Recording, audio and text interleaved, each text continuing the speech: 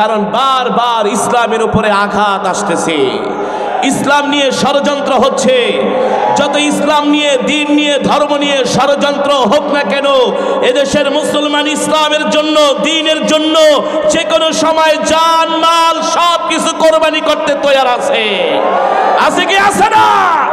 কেউ যদি মনে করে এই সমস্ত ভাউতাবাজি করে ইসলামকে মুছে দিবে, পারবে না, পারবে না। আবু জেহেলই পারে নাই, পারছে? আবু লাহাব, উতবা, শাইবা পারে নাই। ফেরাউন, নমরুদ, সাদ্দাত পারে নাই। ইসলাম ছিল, ইসলাম আছে, ইসলাম। কিন্তু যারা ইসলামের বিরুদ্ধে আঙ্গুল তুলবে, আবু লাহাবের মতো আল্লাহ তাদের হাত আঙ্গুল সব ধ্বংস করে দিবে, দিবে, দিবে। ঠিক কিনা বলেন? সম্মানিত হাজিরিন, বলছিলাম আসমান কয়টা? কোরআনে আছে কি আছে না? না বানায় বানায় বলতেছি? আছে। আল্লাযী খালাকাস সাবআ সামাওয়াতিন তিবাকা মা তারা ফী খালকির রহমানি মিন তাফাউত ফারজি'িল বাসার হাল তারা মিন ফুতুর। আল্লাহু আকবার। আল্লাহ রাব্বুল আলামিন বলেন, নবী দুনিয়ার মানুষদেরকে বলে দেন, আমি তাদের মাথার উপরে একটা, দুইটা, তিনটা, চারটা, পাঁচটা, ছয়টা না, আমি আল্লাহ 7টা আসমান বানাইছি। সুবহানাল্লাহ বলেন। বাদিউস সামাওয়াতি ওয়াল আরদ। আল্লাহ বলেন, নবী নবমণ্ডল, ভূমণ্ডল, আসমান, জমিন আমি আল্লাহ সৃষ্টি করেছি, অন্য কেউ নয়। আল্লাহ বলে এগুলো সৃষ্টি করতে যে আমার আল্লাহর কোনো ক্লান্তি নাই, কোনো পরিশ্রম নাই, কোনো মেহনত নাই। ও যুবক, আমার আল্লাহর পাওয়ার কেমন, ক্ষমতা কেমন? তুমি দুনিয়ায় কার পিছনে ঘুরতেছো রে যুবক? তুমি কার পায়ে সেজদা দাও মাজারে যায়? তোমার তো সেজদা দেওয়ার কথা ছিল আল্লাহর কদমে। ঠিক কিনা বলেন? তোমাকে মসজিদে পাওয়া যায় না, আল্লাহর কদমে সেজদা দেওয়ার জন্য তোমাকে পাওয়া যায় না। ওয়ামা মিন দাব্বাতিন ফিল আরদি ইল্লা আলাল্লাহি রিজকুহা। রিজিকের মালিক আর জোরে বলেন কে? দুনিয়ার কোন প্রেসিডেন্ট না, কোন রাজা বাদশা না, রিজিকের মালিক। ভাগ্য পরিবর্তন করতে পারে কে? আল্লাহ ছাড়া কেউ ভাগ্য পরিবর্তন করতে পারে না। ঠিক কিনা বলেন? একমাত্র আল্লাহই ভাগ্য পরিবর্তন করতে পারে। আমাদের হায়াতের মালিক, রিজিকের মালিক আল্লাহ। সেই আল্লাহ আমাদের মাথার উপরে একটা, দুইটা, তিনটা, চারটা না 7টা আসমান বানাইছে। কয়টা? এই 7টা আসমান বানাইতে যায় আল্লাহ কোটি কোটি পিলার দিয়েছেন, খাম দিয়েছেন, ভীম দিয়েছেন, পাইলিং করেছেন। তাহলে আসমান কিভাবে টিকে আছে? জোরে বলেন। যারা আর্কিটেক্ট, ইঞ্জিনিয়ার একটা 8তলা 10তলা বিল্ডিং এর ড্রয়িং করতে যে, ফাউন্ডেশন করতে যে কতগুলো পিলার দেয়, 20-25টা পিলার দেয়, দেয় কি দেয় না? এখন রডের দাম বেশি। কিসের দাম? ওই দিন আমি এক ইঞ্জিনিয়ারকে বললাম, মিয়া 7তলা বিল্ডিং এ এতগুলো পিলার দিচ্ছেন, 80,000 টাকা টন পিলার, রড 2-4টা পিলার একটু কমায় দেন। বলে হুজুর তাইলে রডের বদলে বাঁশ দিয়া দেন। রডের বদলে কি দেন? বাঁশ দিয়া দেন, টাকা পয়সা কম লাগবে। আমাদের দেশে আবার রডের বদলে বাঁশও দেয়, দেখে দেয় না? দেখেন না মাঝে মাঝে রডের বদলে সরকারি কর্মকর্তারা বাঁশ ঢুকায় দেয়, বাঁশ। ঠিক কিনা বলেন? সম্মানিত হাজিরিন, এই যে আমাদের মাথার উপরে 7টা আসমান, এই যে প্যান্ডেলটা বানানো হয়েছে, কতগুলো বাঁশ দিয়া পিলার বানানো হয়েছে। এখান থেকে যদি পিলারগুলো সরায় দেন, এই মঞ্চ থাকবে না, এই প্যান্ডেলও থাকবে না। ঠিক কিনা বলেন? ভেঙে পড়ে যাবে, ভেঙে পড়ে যাবে।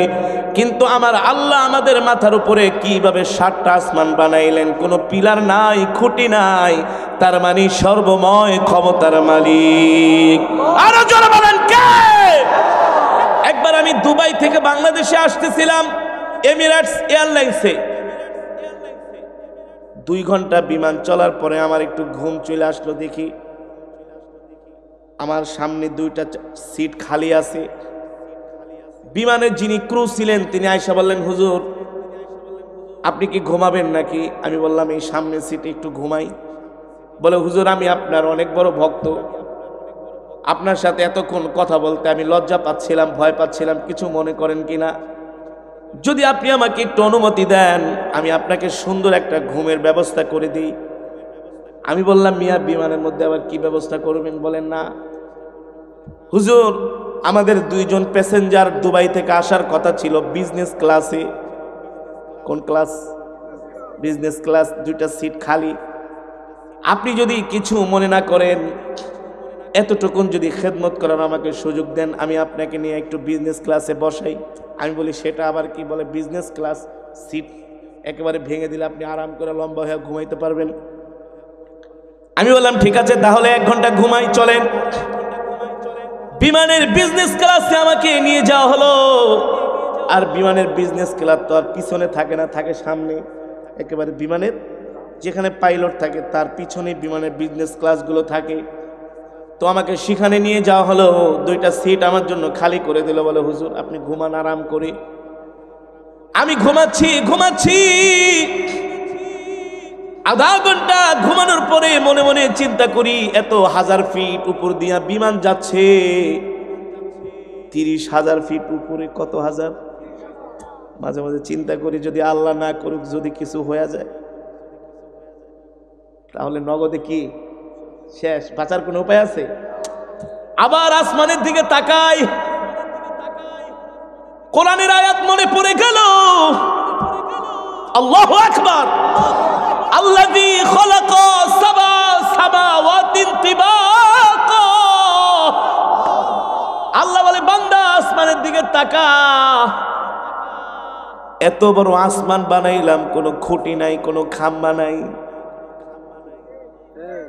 আল্লাহ বলে, এত বড় আসমান বানাইলাম, কোন জায়গা দিয়ে একটু আসমানের ভেঙেও পড়ে না, প্লাস্টারও ছোটে না। আমরা বিল্ডিং বানাইলে 10-12 বছর গেলে তো আস্তে আস্তে করে ওয়ালের প্লাস্টার গুলো খসে খসে পড়ে যায় কি যায় না? ভীমগুলো দুর্বল হয়ে যায়, পিলার গুলো দুর্বল হয়ে যায়। আসমানের দিকে তাকাই, মেঘমালা, মাঝে মাঝে বিমান মেঘের সাথে বাড়ি খায়, একটু নিচে যায় আবার উপরে উঠে। আমার কলিজাটা ফেটে যাচ্ছে, মালিক তুমি এত নেয়ামত দিয়ে আমাদেরকে ভরপুর করে রাখছো। মনে মনে চিন্তা করলাম, আল্লাহ এই আসমানের মধ্যে তুমি কেন খুঁটি দিলা না? খুঁটিবিহীন তুমি কিভাবে আসমানগুলাকে আল্লাহ তুমি টিকায় রাখছো? আল্লাহ বলে, ফাইদা কদা আমরান ফাইন্নামা ইয়াকুলু লাহু কুন ফায়াকুন। আমি আল্লাহ যখন কিছু বানানোর জন্য সিদ্ধান্ত নেই, কিছু করার জন্য সিদ্ধান্ত নেই, আল্লাহ বলে, আমি বলি কোন হয়ে যায়, কোন হয়ে যায়, ঠিক কিনা বলেন? মনে মনে চিন্তা করতে লাগলাম, মাঝে মাঝে দেখি পদ্মা সেতুর পিলারের সাথে যাইতা ফেরি ধাক্কা লাগে। কথা বলেন। আমার কথা যদি লজিক অনুযায়ী হয়, কোরআন হাদিস অনুযায়ী হয়, আওয়াজ দিতে হবে। মাঝে মাঝে পদ্মা সেতুর পিলারের সাথে ফেরি ধাক্কা লাগে কি লাগে না? এই কারণে 4 মাস ফেরি বন্ধ ছিল। কয় মাস? আরো জোরে বলেন, কয় মাস? 4 মাস ফেরি বন্ধ ছিল। আল্লাহ যদি আসমানের ভিতরে পিলার দিতেন, পিলার, মাঝে মাঝে বিমান যায় পিলারে ধাক্কা লাগতো কি লাগতো না? লাগতো না? দেখা যাইতো বছরে এমন 10-12-20টা ঘটনা, বিমান অ্যাক্সিডেন্ট করতেছে আসমানের পিলারের সাথে ধাক্কা লেগে, ঠিক কিনা বলেন? আরে বাসে আর ট্রেনে লঞ্চে আর কত মানুষ যাতায়াত করে। একটা পরিসংখ্যানে দেখা গেছে বছরে 300 কোটি মানুষ বিমানে শুধু যাতায়াত করে। বিমান যদি বন্ধ হয়ে যায় সারা পৃথিবীর স্থবির হয়ে যাবে। এই যে গত বছর করোনা আসছিল, বিমান বন্ধ ছিল, পণ্যের দাম বেড়ে গেছে, দেশের অর্থনীতিতে ধস নেমেছে। বিমান বন্ধ থাকা মানে আন্তর্জাতিকভাবে এক দেশের সাথে এক দেশের সম্পর্ক ছিন্ন হয়ে যাওয়া, ঠিক কিনা বলেন? যদি এমন আসমানের মধ্যে পিলার থাকতো, আল্লাহ না করুক যদি আল্লাহ একটা শাহজালাল আন্তর্জাতিক বিমানের এক সাইডে যদি একটা আসমানের পিলার বসাইতো, আর আপনাদের যশোরে যে এয়ারপোর্ট আছে এখানে যদি দুই একটা আসমানের পিলার থাকতো, কয়টা বিমান যে ধ্বংস হইতো আল্লাহ ছাড়া কেউ জানে? জেনে বলেন। আমার আল্লাহর ক্ষমতা, আল্লাহু আকবার। আমার আল্লাহ কত বড় আর্কিটেক্ট, ইঞ্জিনিয়ার, আল্লাহু আকবার। আল্লাহ বলে, বান্দারে 7টা আসমান বানাইছি,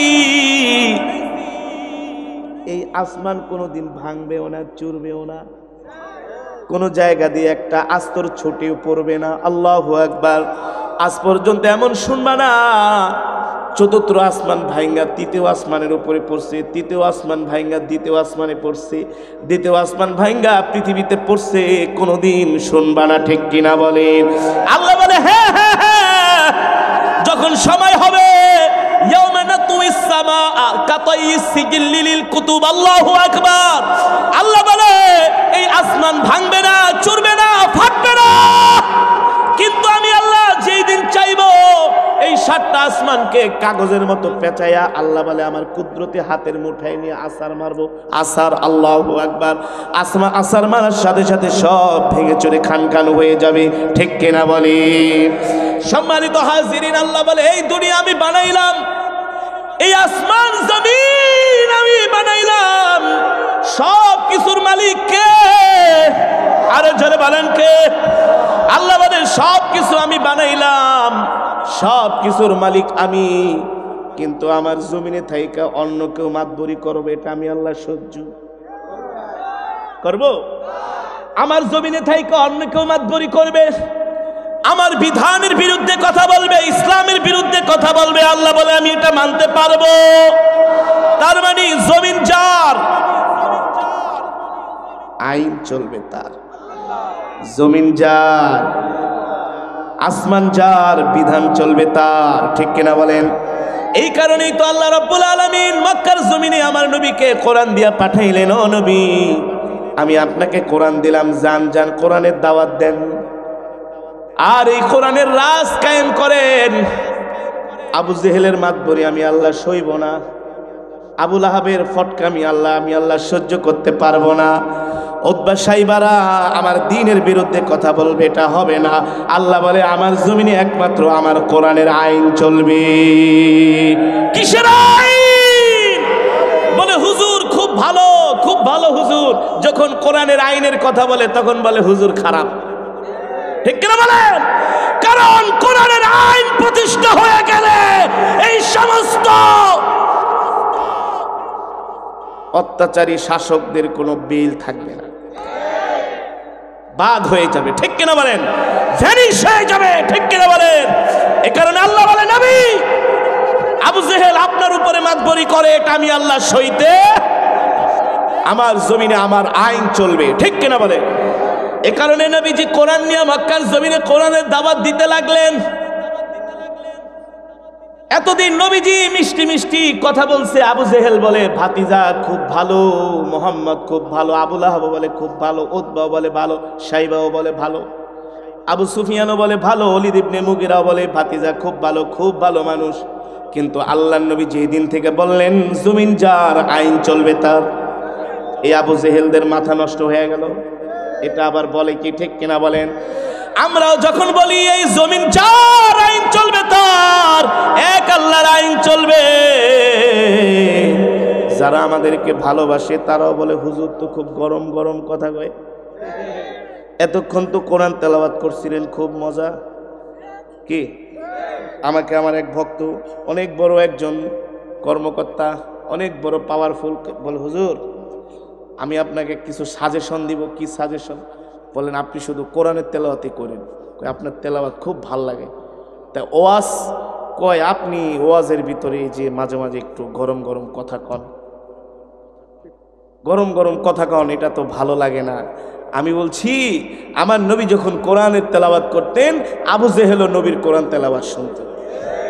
নবী যখন কোরআনের আইনের কথা বললেন তখন আর আবু জেহেল সহ্য করতে পেরেছেন?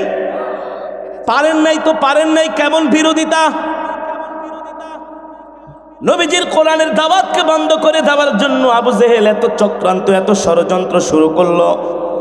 লাশ পর্যন্ত চাচা আবু তালিবের বাড়িতে গেল। আবু জেহেল বিশাল দলবল নিয়ে আবু তালিবকে যায় বলল, আবু তালিব, আমরা আপনাকে সম্মান করি, শ্রদ্ধা করি, ভালোবাসি। আপনি আমাদের একজন ভালো মানুষ, বয়োবৃদ্ধ মানুষ, প্রবীণ মানুষ। আবু তালিব বলে, তাহলে কি হয়েছে আবু জেহেল বলে, আবু তালিব, আপনি ভাতিজা মোহাম্মদকে বলে দিবেন আজকের পর থেকে যাতে কোরআনের দাওয়াত না দেয়। ভাতিজা মোহাম্মদ কি বলে, এই মক্কার জমিনে নাকি সে কোরআনের আইন কায়েম করবে। আরে আল্লাহর বিধান নাকি কায়েম করবে, তাহলে আমরা কি করার জন্য মক্কায় আসি? সব মানতে পারবো, ভাতিজার এহেন কর্মকাণ্ড আমরা মানতে পারবো না। আপনি ভাতিজাকে চূড়ান্তভাবে বলে দিন, সে যদি কোরআনের দাওয়াত বন্ধ না করে আমরা তার বিরুদ্ধে ডাইরেক্ট অ্যাকশনে যাব। কি অ্যাকশন? চাচা আবু তালিব বলে, আবু জেহেল কি অ্যাকশনে যাওয়া? বলে, আমরা ভাতিজার সাথে খোলা আকাশের নিচে ফয়সালা করব। কত বড় হুমকি! তার মানে নবীজিকে তারা প্রতিরোধ করবে। চাচা আবু তালিব একটু ভয় পেয়ে গেলেন, টেনশনে পড়ে গেলেন। রাত্রবেলা আল্লাহর নবী বাড়িতে আসলেন, দেখেন চাচা আবু তালিবের মন খারাপ। আম্মুর রাজুলি সিন ও আবি, চাচা বাপের মতো, ঠিক কিনা বলেন? বাবা যদি ইন্তেকাল করে মারা যায়, চাচার থেকে বাবার ঘ্রাণ পাওয়া যায়। চাচা বাবা যদি ইন্তেকাল করে মারা যায়, চাচার কণ্ঠ থেকে বাবার কণ্ঠের আওয়াজ যায় কি যায় না? চাচা আবু তালিবের মন খারাপ।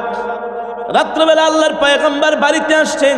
চাচা আবু তালিব ডাকছেন, ভাতিজা এদিকে আসো, তোমার সাথে ইম্পর্টেন্ট আলাপ আছে। ও চাচা, আপনাকে আজকে কেন এভাবে ক্লান্ত পরিশ্রান্ত দেখা যাচ্ছে? চাচা আবু তালিব বলে, ভাতিজা রে, একটু আগে আবু জেহেল আমাদের বাড়িতে আসছিল মক্কার বড় বড় লিডারদেরকে নিয়ে। কি বলেছে আবু জেহেল? বলছে তোমাকে কোরআনের দাওয়াত বন্ধ করে দিতে। আল্লাহর পয়গম্বর বলে, কোরআনের দাওয়াত তো বন্ধ হওয়ার প্রশ্নই আসে না। আল্লাহু আকবার। এছাড়া আর কোন শর্ত আছে কিনা বলেন? চাচা আবু তালিব বলে, ভাতিজা, আবু জেহেল বলেছে তুমি যদি কোরআনের দাওয়াত বন্ধ না করো তাহলে তোমার সাথে নাকি খোলা আকাশের নিচে ফয়সালা করবে। সরকারে দো আলম এই জায়গা থেকে বুঝেন, ইসলাম কখনো রক্তপাতকে সমর্থন করে না। ইসলাম কখনো দাঙ্গা হাঙ্গামা পছন্দ করে না। ইসলাম কখনো মারামারি, কাটাকাটি, হানাহানি পছন্দ করে না। কেউ বলতে পারবে না আগে মুসলমান কারো গায়ে হাত দিয়েছে, আমার নবী কোন কাফেরের গায়ে হাত দিয়েছে, কেউ বলতে পারবে না। কাফেরেরা আমার নবীকে আক্রমণ করেছে, আমার নবী প্রতিহত করেছে, প্রতিরোধ করেছি। ঠিক কিনা বলেন? চাচা আবু তালিব যখন বলল, ভাতিজা, আবু জেহেল বলেছে খোলা আকাশের নিচে ফয়সালা করবে, সরকারে দো আলম বলে, চাচা, আমি চাই না এই মুহূর্তে মক্কার কাফেরদের সাথে কোনো রক্তপাত হোক, কোনো মারামারি, কাটাকাটি, হানাহানি হোক। তবে চাচা, মক্কার কাফেরদেরকে বলে দেন তারা যাতে আমার সাথে একটা মিটিংয়ের মধ্যে বসে, আমার সাথে একটা বৈঠকে বসে। একটা মিটিংয়ে, একটা বৈঠকে বসলে একটা ফয়সালা বের হবে। হবে কি হবে না? দুই পক্ষ যখন একসাথে বসে। চাচা আবু তালিব বলে, গুড আইডিয়া ভাতিজা। চলে গেছে আবু জেহেলের বাড়িতে আবু তালিব। যে বলে, আবু জেহেল, ভাতিজা বলেছে তোমাদের সাথে সে একটা মিটিংয়ে বসে একটা ফয়সালা করবে, তুমি কি বলো? আবু জেহেল বলে, না না, ভালো আইডিয়া। আরে আমরা তো জানি ভাতিজা মোহাম্মদ খুব ভালো মানুষ, সে মারামারি, কাটাকাটি এগুলো করে না। তাহলে আবু জেহেল, চলো চলো, ভাতিজা মোহাম্মদের সাথে এক জায়গায় একটা মিটিংয়ে বসো, বৈঠকে বসে একটা ফয়সালা করো। আবু জেহেল বলে, চলো আবুল আহাবের বাড়িতে যাই। আবুল আহাবের বাড়িতে গেল। আবু জেহেল যে বলে, আবুল আহাব রে, খুশির খবর আছে, ভাতিজা আমাদের সাথে মিটিংয়ে বসার সিদ্ধান্ত নিয়েছে, আমাদের সাথে মিটিংয়ে বসে একটা ফয়সালা করার সম্মত হয়েছে। আবুল আহাব বলে, তাহলে পাইছি সুযোগ, যেহেতু ভাতিজা আমাদের সাথে মিটিংয়ে বসবে, মিটিংয়ে বসার পরে আমরা এমন কিছু শর্ত আমরা ভাতিজাকে জুড়ে দিব, যে শর্ত মানলে ভাতিজা মক্কার জমিনে আর কোরআনের দাওয়াত দিতে পারবে না। আমাদের দেশেও মাঝে মাঝে 12 দফা 13 দফা 6 দফা 9 দফা দেখি দেয় না। আবু লাহাব বলে আমার হইল 5 দফা। কয় দফা? আবু লাহাব 5 দফা বলল। আবু জেহেল, ভাতিজা যদি মিটিং এ বসে আগে বলো আমরা 5 ছেলের ঘুম। আবু লাহাব বলে সুযোগ পাইছি, তুমি একা একা যে কোরআন শোনো, মনে করছো খবর রাখি না। 1 নাম্বার শর্ত, ভাতিজা মুহাম্মদ কাবার চত্বরে কোরআন পড়তে পারবে না। নাউজুবিল্লাহ বলেন। আবু জেহেল বলে এই শর্তটা দিও না। আবু লাহাব বলে না না, এটা দিতেই হবে, নাইলে মিটিং হবে না। আবু লাহাব ছিল নাম্বার 1 শয়তান, সব জায়গায় পেছ লাগাইতো। এমন কিছু শয়তান এই জমিনে আছে কি আছে? সব সময় ইসলামের বিরুদ্ধে, দ্বীনের বিরুদ্ধে, আলেমদের বিরুদ্ধে লেগে থাকে, কিন্তু তারা সফল হতে পারে। তাদের সফল হওয়ার রেজাল্ট 0 0 0। ঠিক কিনা বলেন? এবার 1 নাম্বার শর্ত লেখা হলো, আল্লাহর পয়গম্বর মক্কার বাইতুল্লাহে কোরআন পড়তে পারবে না। দ্বিতীয়ত, আল্লাহর নবীর কোরআনের দাওয়াত দিতে পারবে না। তৃতীয়ত, আল্লাহর নবী কোনো কাফেরদের ঘরে যায় ইসলামের কথা বলতে পারবে না। চতুর্থ হলো, আল্লাহর নবী তাদের লাত মানাত উজ্জাদেরকে আল্লাহর নবী বর্ষনা করতে পারবে না। আবু জেহেল বলে আমার একটা শর্ত আছে। 4টা তো তুমি বললা। আবু লাহাব বলে কি শর্ত? বলে আমার শর্ত হলো, ভাতিজা মোহাম্মদ আমাকে মানুষের সামনে মূর্খ বইলা গালি দেয়। কি বইলা গালি দেয়? আবু জেহেল মানে কি শিক্ষিত? জাহেল মানে তো মূর্খ। ঠিক কিনা বলেন? জাহেল মানে বলে ভাতিজা আমাকে মূর্খ বলে গালি দেয়, এটাও লেখো যাতে মূর্খ বলে গালি ঠালি। 5টা শর্ত লিখে দেওয়া হলো আল্লাহর নবীর কাছে। আইনা চাচা আবু তালিব বলে ভাতিজা, এই যে 5টা শর্ত মক্কার কাফেরেরা তোমাকে দিয়েছে, তুমি যদি এই শর্তটা মানো তাহলে মক্কার কাফেরেরা তোমার সাথে মিটিং এ বসবে। সরকার দো আলম বলে চাচা, আমরা তাদের এই 5টা শর্ত আমি মুহাম্মদ মেনে নিব, কিন্তু আমার একটা শর্ত আছে। মক্কার কাফেরদের শর্ত কয়টা? আর নবীজি বলছেন তার শর্ত অনলি 1। কয়টা? একটা। চাচা আবু তালিবকে বলেন যান আগে আবু লাহাব আবু জেহেলকে জিজ্ঞেস করেন, তাদের 5টা শর্ত যদি আমি মানি, তারা আমার একটা শর্ত মানবে কিনা। কিন্তু সেই শর্তটা আমি এখন বলবো না, গোপন রাখবো, মিটিং এ বলবো। আল্লাহু আকবার। আমার নবীর জ্ঞান, আমার নবীর মেধা, আমার নবীর প্রজ্ঞা কেন হবে না? আল্লাহ তাআলা আমার নবীর উপরে সবচাইতে পৃথিবীর দামি কিতাব কোরআন নাজিল করেছেন। যাদের মধ্যে কোরআনের জ্ঞান আছে, কোরআনের শিক্ষা আছে, তারা কখনো বোকা শোকা হতে পারে। এই জমিনে কিছু মানুষ বলে আলেমরা বোকা, বলদ বলে কি বলে না? আরে আলেমরা বলদও না, বোকাও না, তারা বোকার ভান ধরে। তোমরা যা করো সব বুঝি, কিন্তু তোমাদের চুরি চামারি আমরা বলি না, ধৈর্য ধরি। তোমরা 6 দিয়া 9, 9 দিয়া 18 করো, এগুলো আমরা সবই বুঝি। আর একটা কথা মনে রাখবা, জান্নাতি মানুষগুলো হবে একটু বোকা শোকা টাইপের, নরম টাইপের। বাটপার চিটার জান্নাতি হবে না। চিটার বাটপাররা জান্নাতি হবে না। কর্কশ ভাষীরা জান্নাতি হবে না। লিনুল কালাম, জান্নাতীদের ভাষা হবে নরম নরম নরম।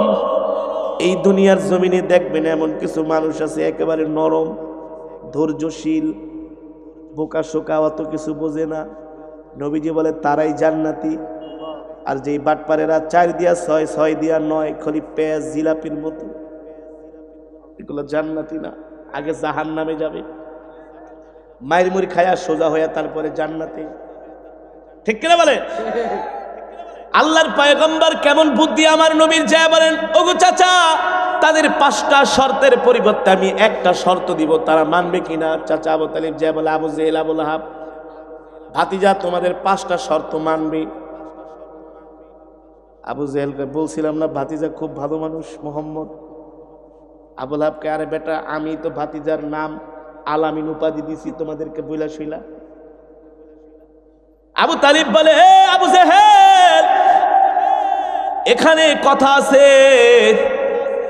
ভাতিজা 5টা শর্তের পরিবর্তে তোমাদেরকে কিন্তু একটা শর্ত দিবে। কয়টা? আবু জেহেল কয় নাথিং, কোনো ব্যাপার না। আরে আমরা কি এত খারাপ নাকি? আরে আমরা কি মানুষ না? আমরা কি অমানুষ নাকি? যাও আবু তালিব যা বলো ভাতিজা 5টা শর্তের পরিবর্তে একটা শর্ত যদি আমরা না মানি তাহলে তো আমরা মানুষ না, আমরা অমানুষ। আসলে ওরা অমানুষ। বলে একটা শর্ত মানবো, যাও চিন্তা করো না, নো টেনশন। চাচা আবু তালিব কয়, আবু জেহেল তোমার কথাবার্তা কিন্তু কোনো ঠিক ঠিকানা নাই। রাত্রে বলো একটা, সকালে বলো আর একটা। না আবু তালিব এত খারাপ মনে করেন না, আমরা কি এত খারাপ নাকি? ভাতিজা এতগুলো শর্ত মানবে আর আমরা একটা শর্ত মানবো না? বলে কি বলো? আমরা হ্যাঁ মানবো। আর ভাতিজারে কি আমি কম আদর করি নাকি? ভাতিজা মারামারি করে না, কাটাকাটি হানাহানি কিচ্ছু করে না। এক কথা আমাদের শর্তগুলো মেনে নিবে, তাহলে আমরা কেন মানবো না? আবু জেহেল হ্যাঁ মিটিং এর তারিখ ঘোষণা করো। ঠিক আছে, 3 দিন পরে ভাতিজাকে বলবা কাবার চত্বরে আসতে, আমরা মিটিং এ বসবো ভাতিজার সাথে। 3 দিন পরে মাগরিবের সময়, মাগরিবের নামাজের পরে আল্লাহর নবী আস্তে আস্তে করে কাবার চত্বরের দিকে আসতে লাগলেন মক্কার বড় বড় লিডারদের সাথে মিটিং করার জন্য। মিটিং এর মধ্যে যাদের লোক সংখ্যা বেশি, তাদের ক্ষমতা বেশি, তাদের কথা গ্রান্টেড হয় বেশি। নবীজি যখন কাবার চত্বরে ঢুকলেন, বড় বড় নেতারা সিরিয়াল ধরে বসে আছে। আমার এতিম নবীর সাথে আল্লাহ ছাড়া কেউ নাই, শুধু একা চাচা আবু তালিব। নবীজির হৃদয়টা ভেঙে খান খান হয়ে যাচ্ছে। আল্লাহর দরবারে হাত উঠায় বলে, মালিক, মক্কার কাফেরেরা আমাকে এমন শর্ত জুড়ে দিয়েছে যে শর্তগুলো মানলে আর মক্কার জমিনে কোরআনের দাওয়াত দেওয়া, তারা আমার হাত পা গুলো শর্ত দিয়ে বেঁধে ফেলেছে। আল্লাহ, আপনি যদি আমাকে সাহায্য না করেন, এই মক্কার বিশাল বাহিনীর বিরুদ্ধে আমি কখনো বিজয় অর্জন করতে। আল্লাহ তাআলা জিব্রাইলকে পাঠিয়ে দিছে, ও জিব্রাইল যাও যাও আমার বন্ধুকে যেয়ে বলো আমার বন্ধু যাতে হতাশ না হয়। আমার বন্ধু মনে মনে যে শর্তটাই, আমার বন্ধু মনে মনে যে শর্তটা এঁকে রেখেছে, ওই শর্তের প্রতি আমার আল্লাহর সমর্থন আছে। কার সমর্থন? ওদের 5টা শর্তের পরিবর্তে একটা শর্তে তারা আটকিয়ে যাবে, কোনো কথা বলার সাহস থাকবে না, সুযোগ থাকবে না। তারা যতই অপকৌশল গ্রহণ করুক না কেন, ওয়ামাকারু ওয়ামাকারাল্লাহ ওয়াল্লাহু খায়রুল মাকিরিন। আল্লাহ বলে, ও নবী, নাফরমানেরাও কৌশল করে, আমি আল্লাহও কৌশল করি, কিন্তু আমার কৌশল হলো উত্তম কৌশল, আল্লাহর কৌশল। নবীজি মিটিং এ বসলেন, নবীজির চোখের পানি, একা, সাথে কেউ নাই। মক্কার বিশাল বাহিনীর বিরুদ্ধে আমার নবী একা। মিটিং এ বসা হলো। আল্লাহর পয়গম্বর বলে, চাচা আবু তালিব, ও প্রিয় চাচা, আপনি বলেন মক্কার কাফেরেরা কি কি শর্ত আমাকে দিতে চায়, কি শর্ত মানলে তারা খুশি।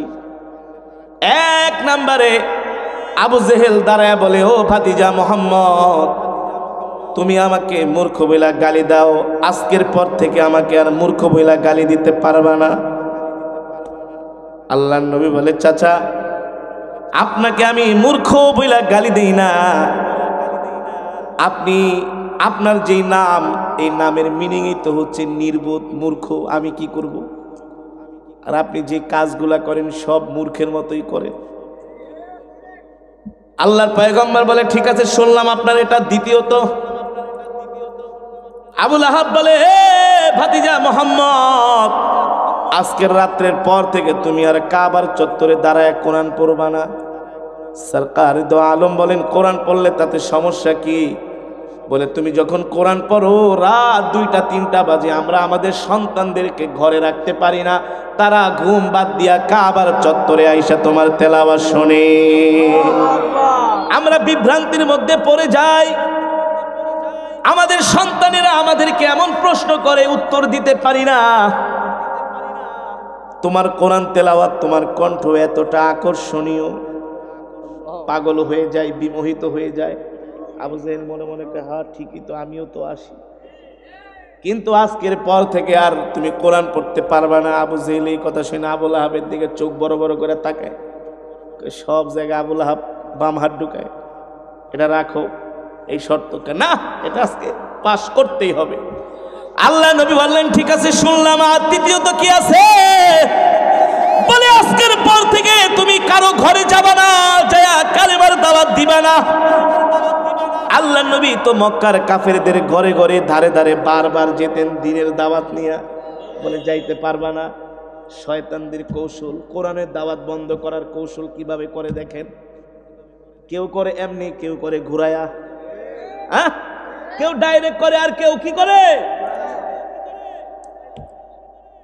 সিস্টেমে করে।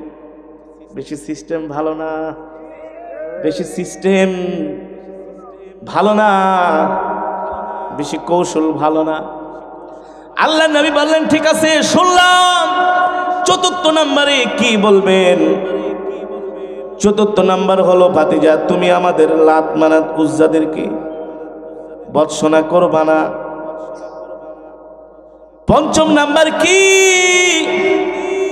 পঞ্চম নাম্বার হলো, ভাতিজা আজকের পর থেকে তুমি ঘর থেকে বের হইতে পারবা না। আচ্ছা বলেন, এই শর্তগুলো যদি আল্লাহ নবী মানে, তাহলে আর দিনের দাওয়াতের কোনো সুযোগ আছে?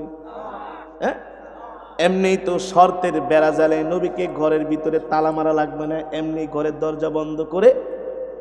এগুলো হচ্ছে ইসলাম বিরোধীদের কূটকৌশল।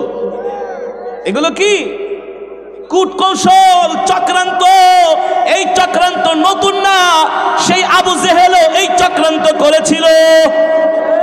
নবীজি বলে, চাচারা আপনাদের শর্তগুলো দেওয়া হয়েছে কিনা? বলে হ্যাঁ ভাতিজা, এই 5টা শর্ত মানলে তোমার সাথে আমাদের আর কিছুই নাই।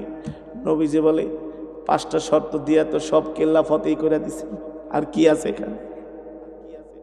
শয়তানের শয়তানি। বলে 5টা শর্ত দিছি, এটা মানলেই শেষ, আর এটা মানলে তো আসলেই শেষ। সরকার দো আলম বলে, ও আবু জেহেল, আবু লাহাব, উতবা, শাইবা, আবু লাহাব, তোমরা আমাকে 5টা শর্ত দিয়েছো, এবার আমার কথা শোনো, আমার কথা শোনো। তোমাদের 5টা শর্ত যদি আমি মানি, আমার একটা শর্ত তোমরা মানবা কিনা? আবু লাহাব লাভ দিয়ে দাঁড়ায় গেছে, শুনবো মানি, তুমি খালি বলো, দায়িত্ব আমার। দায়িত্ব কি? আল্লাহর পয়গম্বর বলে, চাচা ইজলিস, বসেন, এত গরম হয়েন না, বেশি আবেগ ভালো না, আগে বোঝার চেষ্টা করেন মানবেন কিনা। আবু জাহেলের দিকে তাকায় বলে, চাচা আপনি বলেন মানবেন কিনা? আবু জেহেল বলে, ভাতিজা তুমি 5টা আমাদের শর্ত মানবা, আর আমরা একটা শর্ত মানবো না। এত বড় অমানুষ তো আর আমি না, আমরাও তো মানুষ, মানবতা বলতে কিছু আছে। উতবা শাইবাদের দিকে নজর করে বলে, তোমরা কি বলো? বলে, বড় নেতারা যেটা বলে আমরাও সেটা।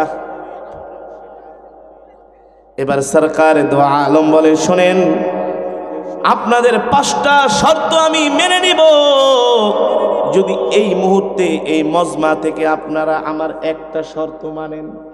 কয়টা? এখন তারা উদ্গ্রীব হয়ে গেছে, আবেগ আপ্লুত পাগলের মতো। তাড়াতাড়ি বলো ভাতিজা, তাড়াতাড়ি। মানে এক শর্ত মানতে পারবো না, এটা তো হইতে পারে না, তাড়াতাড়ি মিটিং টিটিং শেষ করে বাড়িতে যাইগা। আর এক শর্ত। আল্লাহর পয়গম্বর বলে, আবু জেহেল, আবু লাহাব, উতবা, শাইবারা, ভালো করে শুনুন, আপনাদের 5টা শর্তের পরিবর্তে আমার একটা শর্ত হলো, এই মজমার মধ্যে যারা আছেন সবাই এই মুহূর্তে আমার এই শর্তটা হলো, আপনারা এখনই আমার হাতে হাত রেখে কালেমা পড়ে মুসলমান হয়ে যাবেন। এই মজমার মধ্যে বলেন, লা ইলাহা ইল্লাল্লাহ, আল্লাহ ছাড়া কোনো মাবুদ আছে? আল্লাহ ছাড়া কোনো মাবুদ নাই। এই কথা শোনার পরে আবু লাহাব আবু জেহেল রে ধাক্কা দিয়ে কিরে সেই রেজাল্ট তো একই। কি সারা রাত্র পিটাইলাম সাপ, সকালবেলা উঠে দেখি রশি। কি দেখি ভাতিজার সাথে এত টাকা খরচ করে এত মিটিং টিটিং করে লাভ হইল কি? এক কথা দিয়েই তো আমাদেরকে আটকিয়ে ফেলেছে, ঠিক না বলেন?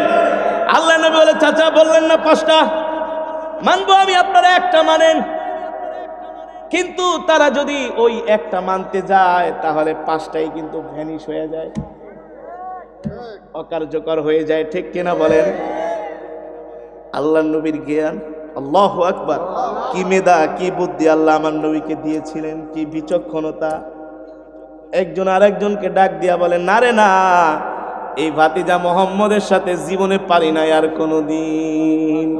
এবার মূর্খ মানুষের কৌশল হলো, যখন তারা শিক্ষা দীক্ষায় পারে না তখন শুধু পাতাইল্লা ঠেলে আর মারামারি করতে আসে, ধাক্কাধাক্কি করতে আসে। এবার আবু জেহেল বলে, বুঝছি আবু লাহাব, চলো চলো, ভাতিজা মুহাম্মাদের সাথে এইভাবে হবে না, সম্ভব না। সে আমাদেরকে বারবার এমন কিছু কৌশল করে আমাদেরকে আটকিয়ে ফেলে, আমরা তার সাথে পেরে উঠি না। আবু লাহাব দুষ্ট দাঁড়ায় বলে, ভাতিজা বহুত আমাদেরকে ঘোলা পানি খাওয়াইছো, আর না মনে রাখো তোমার সাথে আমরা খোলা আকাশের নিচে ফায়সালা করব। তুমি যদি কোরআনের দাওয়াত বন্ধ না করো, আল্লাহর পয়গম্বর, হে আবু লাহাব যাও যাও, তোমরা যা করো করো, করতে পারো, কিন্তু আমি মুহাম্মদ আল্লাহর পয়গম্বর কোরআনের দাওয়াত বন্ধ করব না, ঠিক কেন বলে? আল্লাহ বলে, যা বেটা যা, যা পারস করিস, হক কথা বলবো, কোরআনের কথা বলবো, ইসলামের পক্ষে কথা বলবো, আলেমের পক্ষে কথা বলবো, ঠিক কিনা বলে?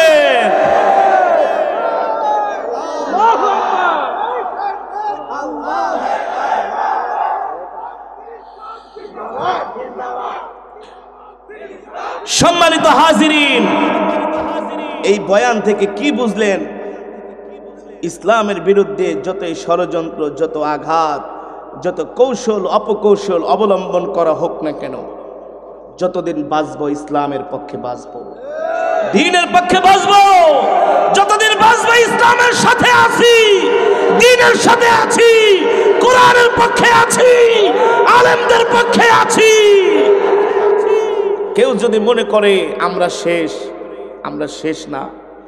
যেখানে মনে করবে শেষ, সেখান থেকে আবার শুরু, সেখান থেকে আবার যুগ জামানা পাল্টে দিতে চাইলে অনেকজন, একজনেই আনতে পারে জাতির জাগরণ, ঠিক কিনা বলেন? সুতরাং আল্লাহর জমিনে আল্লাহর দ্বীনকে প্রতিষ্ঠা করার জন্য এই মাদ্রাসাগুলো অপরিহার্য।